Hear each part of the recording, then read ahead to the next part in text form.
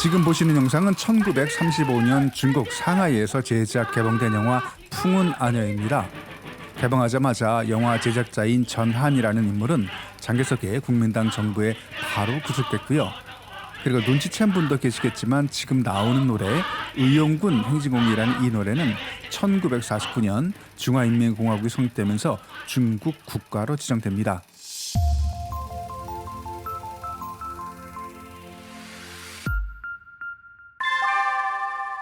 우리는 영화를 대중예술로 소비하지만 사회주의 국가, 특히 중국에서는 최고의 선전선동 도구라고 인식하고 그동안 이용해 왔습니다.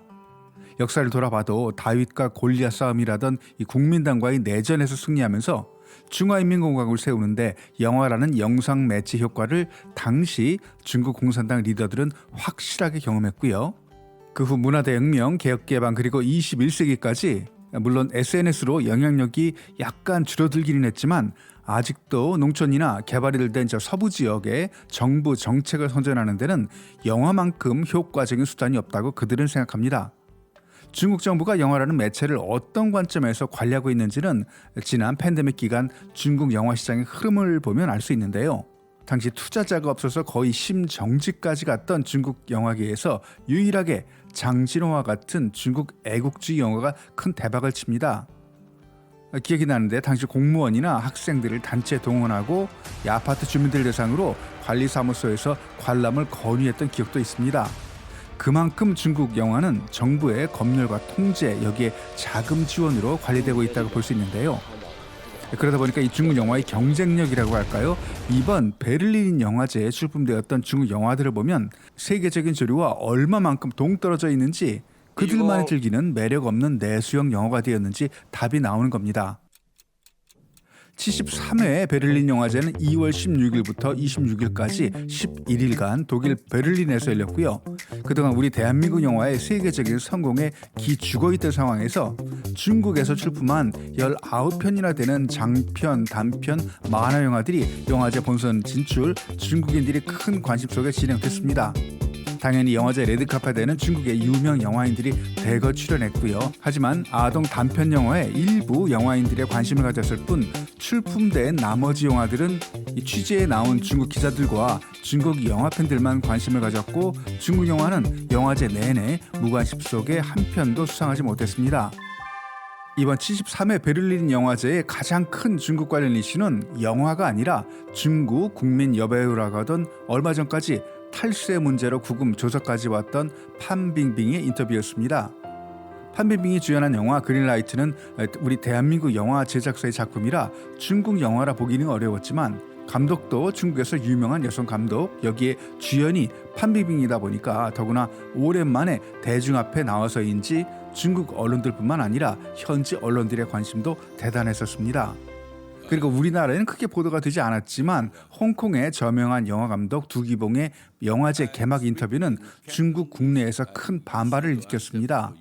우리나라 영화제에서도 회고전이 열릴 만큼 홍콩 영화를 대표했던 두기봉 감독은 전제주의가 존재하고 사람들이 자유를 잃으면 영화가 가장 큰 타격을 입는다.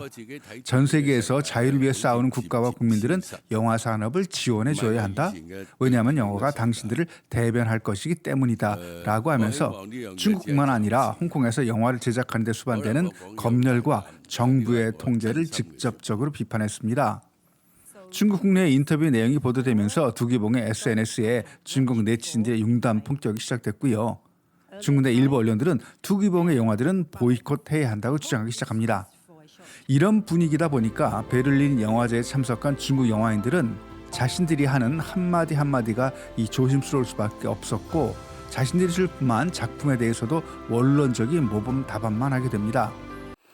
여성 문제와 동성애를 다룬 판빙빙 주연의 그린라이트 시사회 인터뷰에서도 감독 한슈아이는 여성인권과 동성애에 대한 민감한 기자들의 질문에 원론적인 답변만 했고요. 여자는 인생에서 많은 좋은 일과 나쁜 일을 겪는다.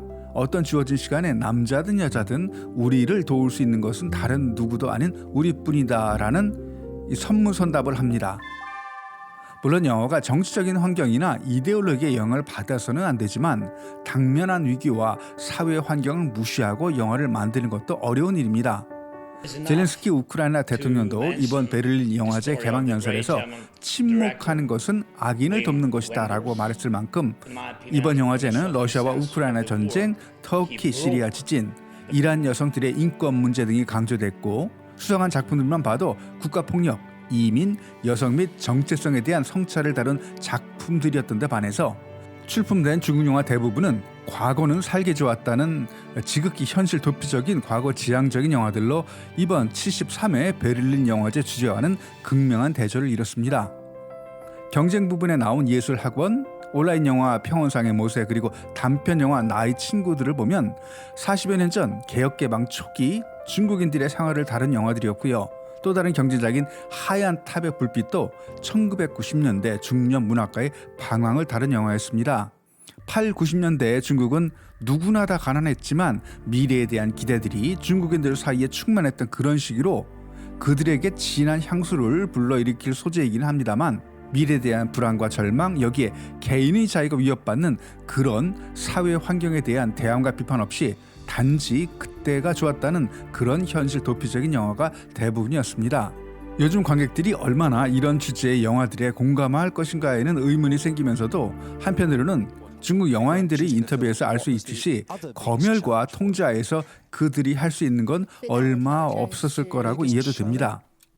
중국이 국제 무대에 본격적으로 나서기 시작한 특히 대중예술 분야에서 첫 발을 내디딘 80, 90년대만 해도 중국 문화에 대한 호기심으로 개인주의적인 작품이든 역사를 다룬 시대극이든 신선하기 때문에 국제 무대에서 인정받고 성과를 냈지만 40여 년이 지난 현재 제작 환경이나 흥행 면에서 보면 비교할 수 없을 정도로 큰 발전을 이룬 상태에서 아직도 영화를 대중 선전선동의 핵심 도구로만 인식하고 통제와 검열이 계속된다면 국제 무대에서 중국 영화는 아주 오랜 기간 인정받기 어려워질 겁니다.